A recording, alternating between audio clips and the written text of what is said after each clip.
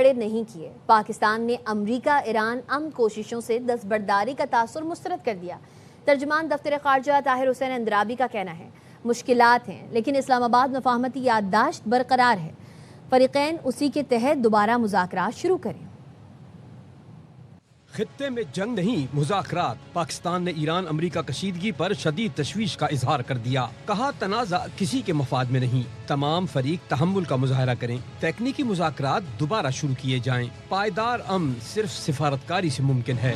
We dispel the impression that Pakistan has done a hands up. The mediation process is challenged, but we hope that peace process never dies. The logic of Islamabad MOU still exists. Pakistan نے واضح کر دیا اسلام آباد مفاہمتی یادداشت اب بھی زندہ ہے، امن کا مؤثر فریم ورک ہے۔ عمل درآمد میں مشکلات ضرور ہیں لیکن جب مذاکرات شروع ہوں گے اسی دستاویز سے رہنمائی ملے گی، نئی امن تجویز کی ضرورت نہیں۔ Pakistan expressed its deep concern over the escalation of tensions in the region. We underscored that a renewed conflict serves no one's interest. دریائے ہرمز پر بھی پاکستان نے خطرے کی گھنٹی بجا دی۔ کہا عالمی توانائی، عالمی تجارت اور غذائی تحفظ متاثر ہو رہے ہیں۔ پاکستان نے بحری جہاز رانی کی فوری بحالی کا مطالبہ کر دیا۔ Pakistan will continue to encourage all sides to end violence and resume technical level talks in accordance with the MOU. We express the hope for an early normalization of the situation in the Strait of Hormuz. دفتر خارجہ کی briefing کا خلاصہ واضح تھا،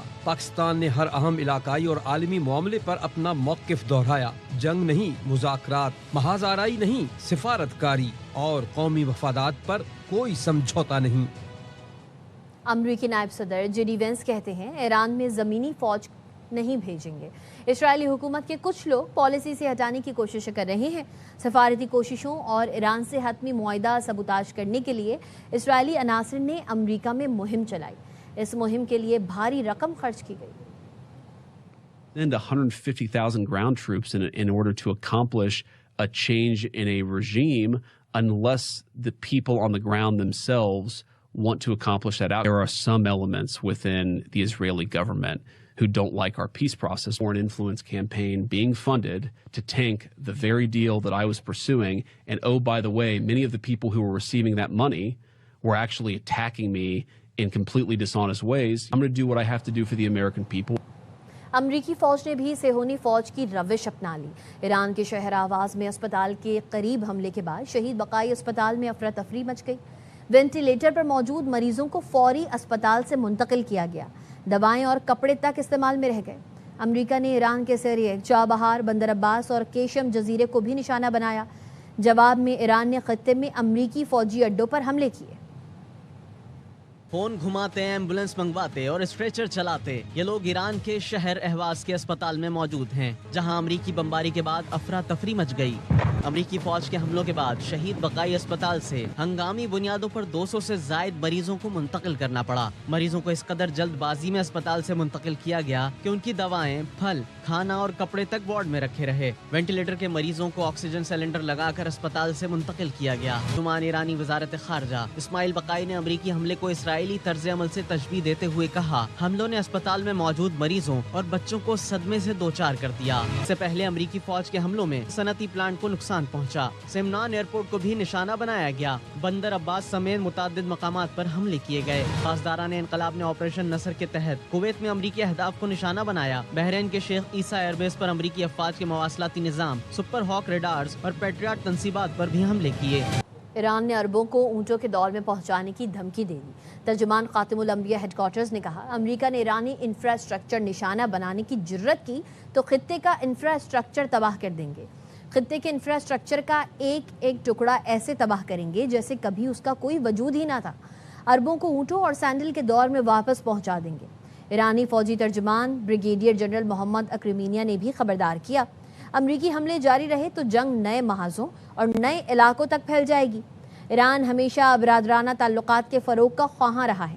خطے سے باہر کے ملک باہمی احترام کی بنیاد پر تعلقات رکھیں۔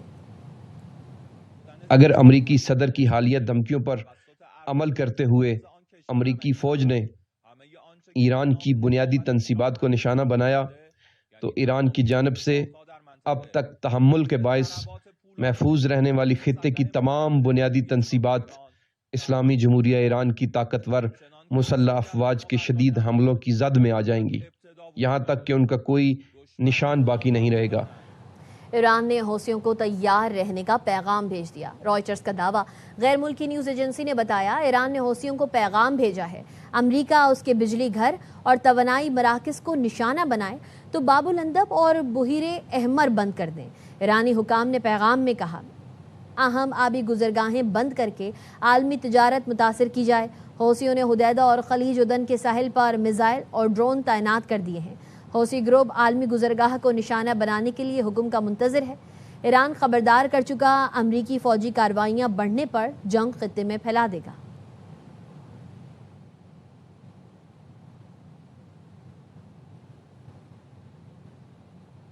کراچی میں ڈاکوؤں کی شامت، شہریوں کے ہاتھوں 2 ڈاکو مارے گئے۔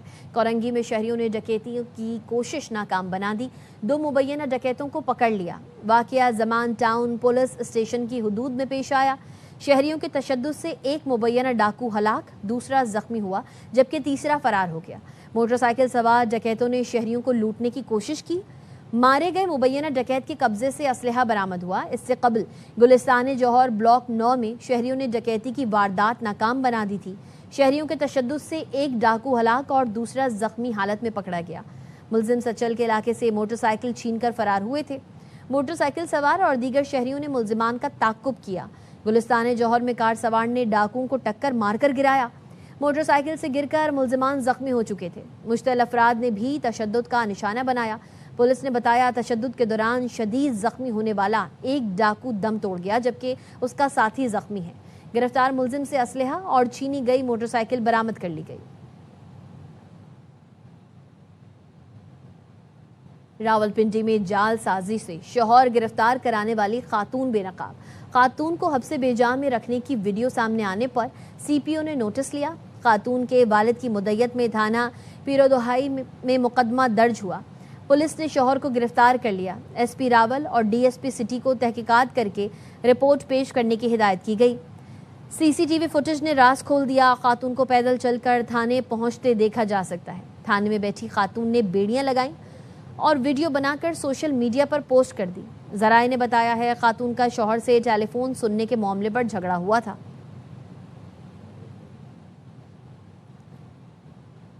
گھریلو جھگڑے پر رضیہ کوثر نامی خاتون کی 4 بچوں سمیت صادق آباد نہر میں چھلانگ لگا کر خودکشی کی کوشش۔ خاتون کو بچا لیا گیا۔ ڈوبنے والے بچوں میں سے 2 بچوں کی لاشیں نکال لی گئیں۔ 2 بچوں کی تلاش جاری ہے۔ مرنے والوں میں 2 سالہ ایان اور 4 سالہ بچی طیبہ شامل ہیں جبکہ 2 بچوں کی تلاش کے لیے ریسکیو آپریشن جاری ہے۔ لاپتہ بچوں میں 10 سالہ علی حسن اور 4 سالہ ریحان شامل ہیں۔ ریسکیو ذرائع کا کہنا ہے پانی کا بہاؤ تیز ہونے کے باعث ریسکیو آپریشن میں دشواری کا سامنا ہے۔ رات ہونے کی وجہ سے آپریشن روک دیا گیا ہے۔ صبح ہوتے ہی ریسکیو آپریشن دوبارہ شروع کیا جائے گا۔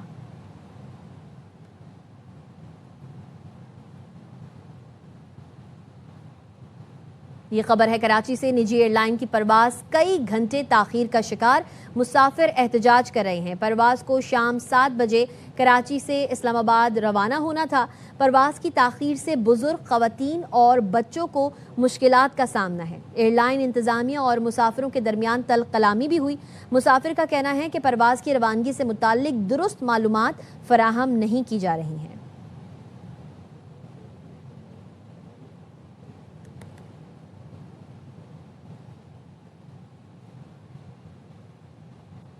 کامران ٹیسوری کی گورنرشپ پر واپسی پارٹی پالیسی ہے۔ ایم کیو ایم رہنما فاروق ستار کی پروگرام 11th آور میں گفتگو۔ بولے گورنرشپ کے حوالے اہم مشاورت اور پیغام رسائی ہوئی ہے۔ گورنرشپ کے معاملے پر قابل ذکر اور مثبت پیش رفت ہوئی ہے۔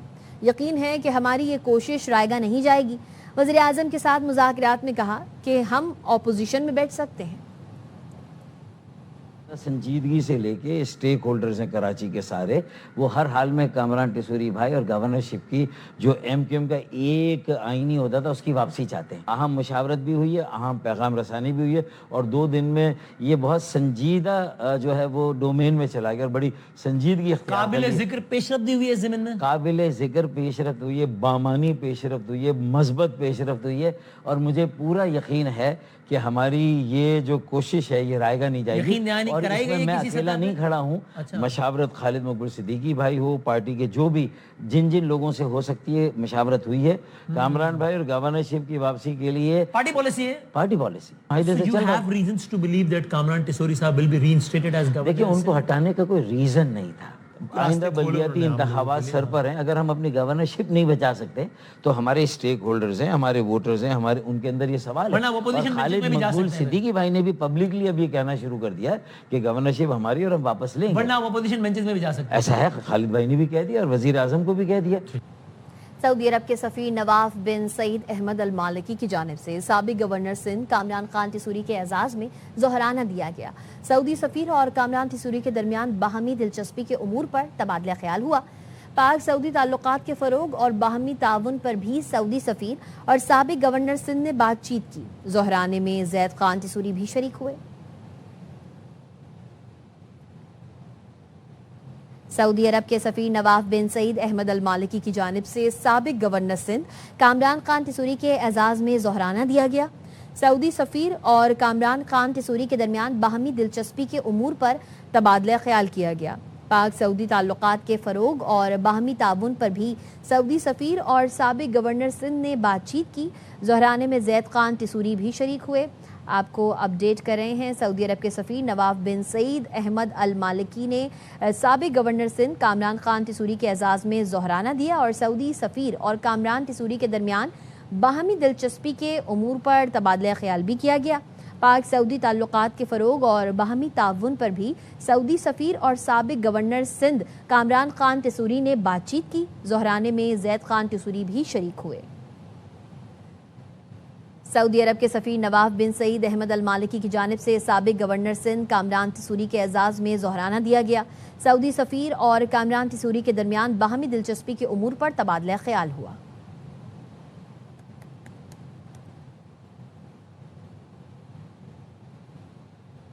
حنیف عباسی کا مولانا فضل الرحمان کے بیان پر سخت رد عمل. وزیر ریلوے نے کہا, حیران ہوں شہداء پر بات کرتے زبان کانپ کیوں نہ گئی. مذمت تو افغانستان کی کرنی چاہیے جہاں سے بھارت اور اسرائیل مل کر ہم پر حملے کر رہے ہیں. شہید کے بارے میں بات کرتے ہوئے اس کی زبان کانپ نہیں گئی. کوئی نہیں پاکستان کے اندر جو میری شہید کی جوتی کے برابر میں فخر ہے اپنی فوج پہ. ہمیں مذمت کرنی ہے اس افغانستان کی جہاں پر آج انڈیا بھی بیٹھا ہوا ہے, اسرائیل بھی, سب مل کر پاکستان پر حملہ ہوا. کبھی سنا تھا کہ دنیا کا طاقتور ترین ملک یہ کہہ رہا ہو کہ آپ نے 8 نہیں 11 جہاز گرائے. آج وہ فیلڈ مارشل وزیر اعظم پاکستان کی بدولت پوری دنیا کے اندر جو سفارتکاری ہوئی وہ تو ہم نے پہلے نہیں دیکھی. کیا مولانا آئندہ الیکشن نئی دہلی سے لڑنا چاہتے ہیں؟ ایم کیو ایم پاکستان کا فضل الرحمان کے بیان پر رد عمل. خالد مقبول صدیقی بولے, امید ہے مولانا اپنے بیان کی وضاحت کریں گے. فاروق ستار نے سربراہ جے یو آئی کا بیان ناقابل قبول اور ناقابل برداشت قرار دے دیا. شرجیل نام ایمن نے مولانا فضل الرحمان سے الفاظ واپس لینے کا مطالبہ کر دیا. سندھ کے وزیر اطلاعات نے کہا, آپ کے بیان پر بھارت نے پاکستان کے خلاف شہ سرخیاں لگائیں. آپ کے بیان سے دشمن کو فائدہ پہنچا. غازی کسی بھی ملک کے لیے سب سے قیمتی اثاثہ ہوتے ہیں. ہمارے شہداء اور ہمارے غازیوں کے بارے میں کامنٹ کیا گیا جس کی ہم بھرپور الفاظ میں مذمت کرتے ہیں. مولانا فضل الرحمان صاحب اس بیان کو واپس لیں. اس کے الفاظ واپس لینے سے آپ کی عزت میں اضافہ ہوگا. پاک چین دوستی کی مثال نہیں ملتی. نائب وزیر اعظم اسحاق ڈار کی چینی وزیر خارجہ وانگ یی سے شنگھائی میں ملاقات. اسحاق ڈار نے کہا, مصنوعی ذہانت پر عالمی تعاون تنظیم کا قیام گلوبل ساؤتھ کے لیے بڑی نعمت ہے. اس بہترین اقدام کے لیے چین تعریف کا مستحق ہے. ترقی پذیر ممالک کو بہترین طریقے سے باہمی تعاون کرنا چاہیے. مستقبل مصنوعی ذہانت کا ہے. وانگ یی نے کہا, مصنوعی ذہانت ترقی کی ضمانت ہے. یہ انسانی معاشرے پر گہرا اثر ڈالے گی. بیجنگ عالمی ذمہ داریاں نبھانے کے لیے تیار ہے. پاکستان کی تنظیم میں شمولیت کے بعد تعاون کو مزید مضبوط بنانے کے لیے تیار ہے. اے آئی کے شعبے میں بین الاقوامی تعاون بڑھانا چاہتے ہیں تاکہ اس کا فائدہ سب کو پہنچ سکے. This is a great initiative. China deserves all the compliments and the praise. The global south needs to cooperate in a very aggressive manner, I would say, because the future is that of AI.